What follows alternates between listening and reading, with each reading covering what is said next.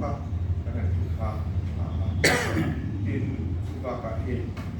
report kan be sak chunga kan mo tak lewa ani hi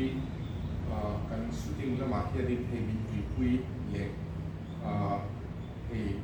kan khomon amaro chu sports in ne nei kai noi ani wangin ka min han kan de turin te ko kan tia in phala ani ka su kan ti ka meeting ko so anin hey mania ka social security ten ngày tuổi siêu như tiền phân lô về anh tin là rất rõ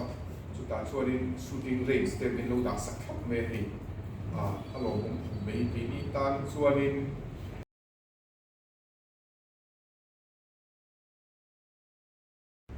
có một tận tài đấy nên business phá ta nó tỷ lệ là tiếp tục وانا تلاقي بقول انسان مقطع يزود خلينا ما زودنا طبعا ماشي يقول بقول تزود ده ربع يعني هذا ممكن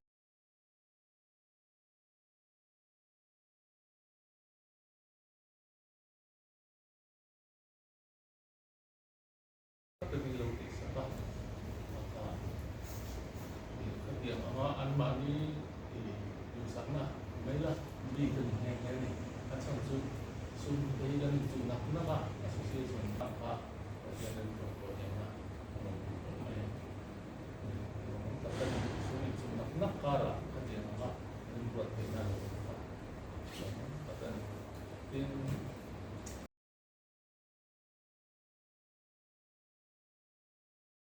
trong trong khai đi của một proposal để kan xem đến được kan cái kan Human Rights Association UPF Wazir Kyanke President MRA Isom Patrial Khatwa Zabni Sumpi Khada National Rifle Association of India NRAI PCA Cricket Ground Mohali Punjab election area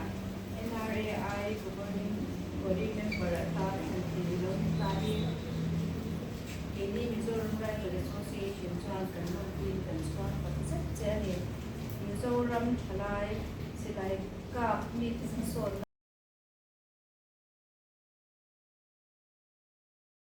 pak ichati pangzer turin musukna kan la che ya General Secretary Kulachoi Moire Senior Vice President Kulachoi Moire Sai and Sai